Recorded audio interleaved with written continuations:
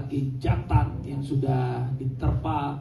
Saya dari kecil hidup sendiri, ayah saya sudah meninggal, saya membesarkan adik-adik, saya sama ibu saya rasa-rasanya apapun ini adalah namanya hidup.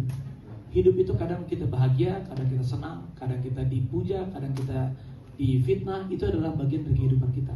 Jadi apapun itu, satu hal, kalau kita tidak salah, kita tidak perlu takut. Kedua, paham loh. Kedua, saat ada orang yang jahat sama kita, saat ada orang yang memfitnah sama kita, kalau itu tidak benar pun, sebelum mereka minta maaf, saya sudah memaafkan mereka duluan. Tetapi karena sekarang kondisi saya diberikan amanah ini, jadi rasa-rasanya saya punya dua tanggung jawab. Satu, kalau untuk tanggung jawab sama diri sendiri untuk meluruskan masalah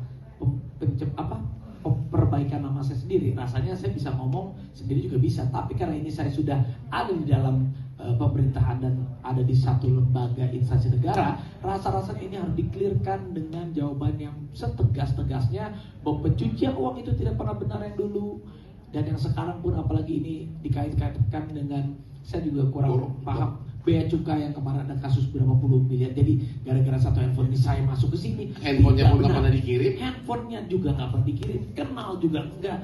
Ini jadi saya dikelirkan dan saya minta tolong kepada Bang Hotman yang udah jelas-jelas ini.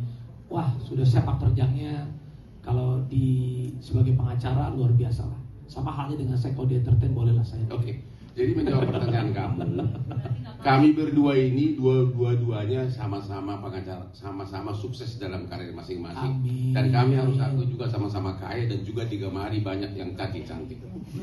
Cuma dia memilih, kalau dia memilih jalur birokrat. Kalau saya dikasih jabatan 5 menteri pun saya nggak mau. Saya pernah ngomong sama Pak Prabowo. Karena apa? Jangan bicara gaji deh, ya. Walaupun si Pigai nantang gua di mengatakan Hotman cemburu, gimana bisa nantang gua, ya gaji dia mah satu jam juga gua bisa dapat gitu. Tapi saya hidup bebas begini sangat bahagia. Kalau dia memilih birokrat, ya Pak, tentu tantangannya banyak. Kalau saya enggak, malah cuma saya yang sukses, punya anak, punya istri, tapi berani posting dansa-dansa dengan beratusan aspri.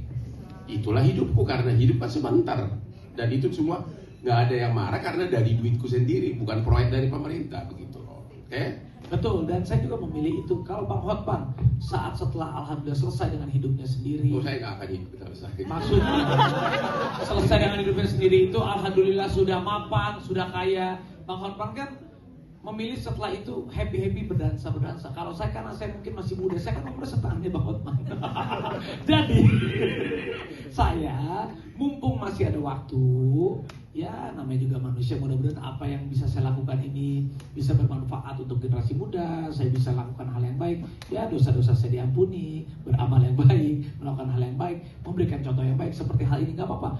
Hal yang jelek, hal yang terburuk seperti di berita begini, justru pasti akan ada hikmah di balik semuanya, terutama untuk anak-anak muda yang lain, bukan saya aja. Jadi kalau ada yang difitnah, ada yang memfitnah, yang memfitnah tahu sendiri bisa dipenjara, betul? Ya. Kalau sampai ketahuan. Yang difitnah pun silakan speak up. Jadi jangan pernah takut. Lawan hoax itu paling terpenting sekarang, bukan yang korupsi pasti kita lawan, korupsi kita lawan, kejahatan yang lain kita lawan. Sekarang yang terpenting hoax di media sosial, hoax di berita-berita, itu kita harus lawan. Mantap.